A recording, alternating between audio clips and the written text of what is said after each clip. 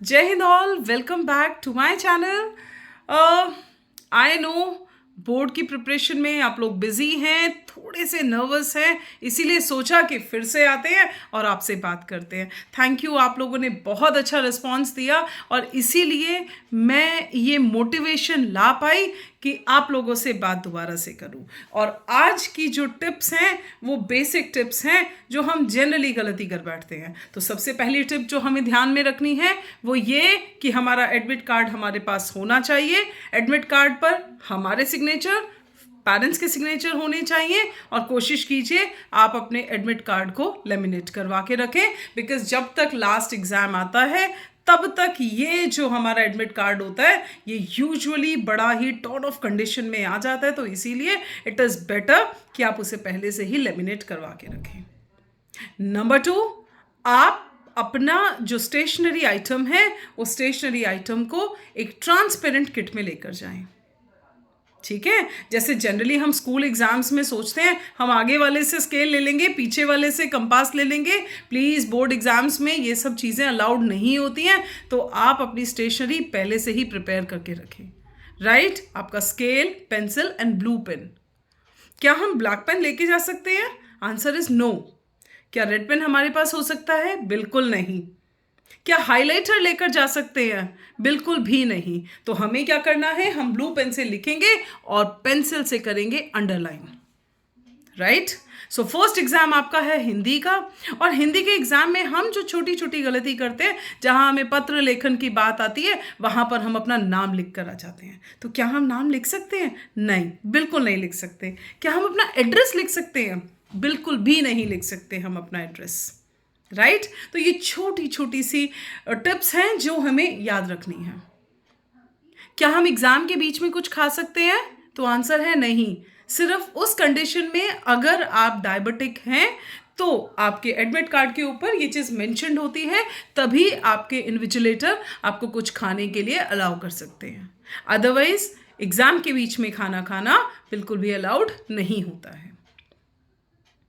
कोशिश कीजिए पानी बहुत ज़्यादा ना पिएं, क्योंकि बार बार वॉशरूम जाना पड़ सकता है आपको, और ये आप ही का टाइम है जो बीच में से कट होता है। तो इसका भी प्लीज़ आप ध्यान रखेंगे कि बार बार आपको वॉशरूम ना जाना पड़े।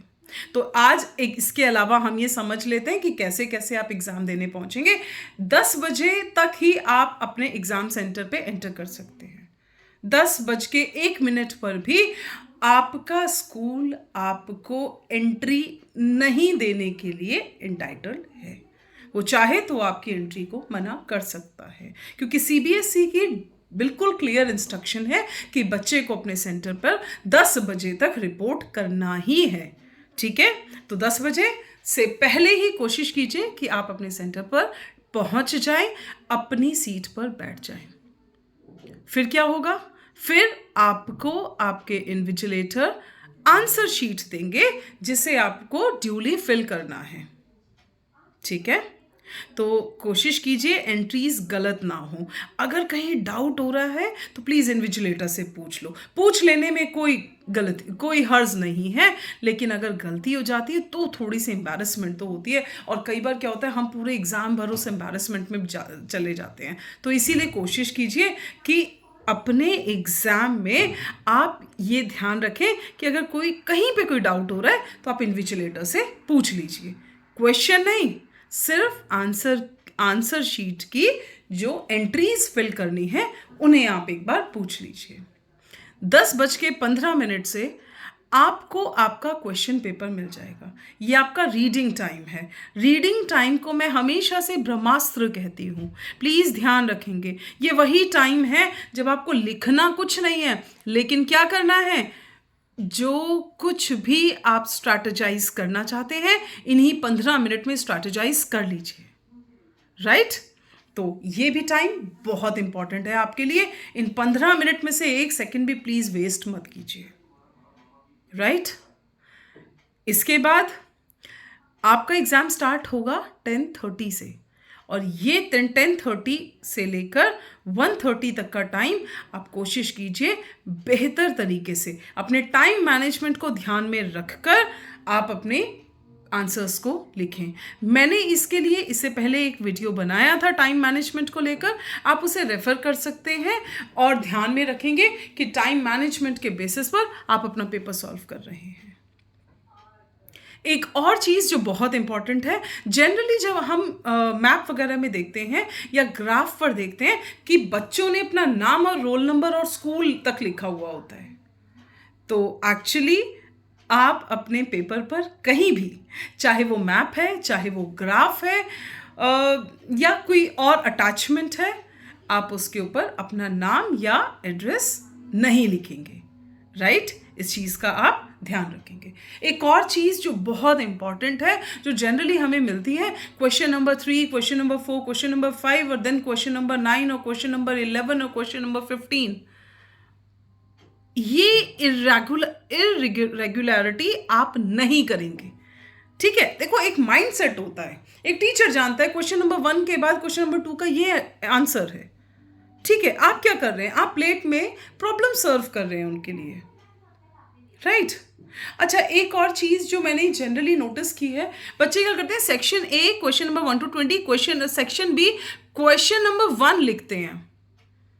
ऐसे भी केसेस हमने देखे हैं जहां सेक्शन बी जब स्टार्ट हुआ तो बच्चे ने क्या लिख दिया, उसने लिखा क्वेश्चन नंबर 1। सेक्शन बी का क्वेश्चन नंबर 1 नहीं है, क्वेश्चन सेक्शन ए का क्वेश्चन जहां कंप्लीट हुआ, सेक्शन बी में फर्स्ट क्वेश्चन के आगे जो क्वेश्चन नंबर लिखा है आप प्लीज वही क्वेश्चन नंबर डालें, इस सीक्वेंस को चेंज ना करें। अच्छा, बाय चांस अगर आपको लगता है कि यार ये वाला जो क्वेश्चन है ये मुझे नहीं आता है और इस क्वेश्चन को सोचने में मेरा टाइम वेस्ट हो सकता है और I want to attempt it at the last, तो आप क्या करेंगे? फॉर एग्जांपल क्वेश्चन नंबर 26 आपने लिखा, उसका आंसर लिखा, क्वेश्चन नंबर 27 आपको नहीं आता है, आप क्वेश्चन नंबर 27 लिखिए और उसमें आगे मेंशन कीजिए the answer has been written at the last, ठीक है? अब वो टीचर का जो एग्जामिनर जो होंगे उनको ये पता होगा कि इस बच्चे ने क्वेश्चन नंबर 27 जो है वो लास्ट में कंप्लीट किया हुआ है, तो उन्हें भी इस चीज़ की प्रॉब्लम नहीं आएगी कि हाँ भाई ठीक है, बच्चे ने बीच में से स्किप किया था, ठीक है? देखो, ये हमेशा याद रखो कि हम जो देते हैं वही हमें मिलता है। कैसे?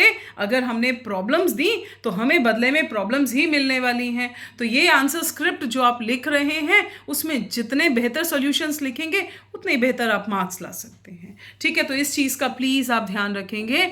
मैं फिर से रिपीट करना चाहूँगी इस चीज़ को कि हर क्वेश्चन के बीच में 3 से 4 लाइन्स का मार्जिन छोड़ कर चलें। ये मार्जिन इसलिए छोड़ें क्योंकि जब आप रिवाइज कर रहे होंगे उस टाइम पर आपको फिर से इसे, अगर बाय चांस कोई पॉइंट आपको याद आ गया तो आप उस पॉइंट को उसमें ऐड कर सकते हो। Is this clear? जहां भी आपने कीवर्ड्स को यूज किया है उस कीवर्ड्स को पेंसिल से अंडरलाइन जरूर करें। इसके अलावा अगर आपको कोई डाउट आता है तो प्लीज पूछ लीजिए, अभी भी आपके पास 2 दिन का टाइम है और इस 2 दिन के टाइम को हम अच्छे से यूटिलाइज करेंगे, राइट? और इसके साथ थैंक यू ऑल। शेयर ज़रूर कीजिएगा इस वीडियो को, बहुत सारे बच्चों को इससे बेनिफिट मिल सकता है। मेरे चैनल को सब्सक्राइब ज़रूर कीजिएगा बिकॉज जनरली आप लोग मुझे व्हाट्सएप पे कॉल करके या फ़ोन करके पूछते हो कि मैम नेक्स्ट वीडियो कब आएगी, तो मेरी नेक्स्ट वीडियो अगर आपको चाहिए तो उसके लिए तो आपको सब्सक्राइब करना पड़ेगा, राइट? Thank you all. जय Hind, all the best, bye bye.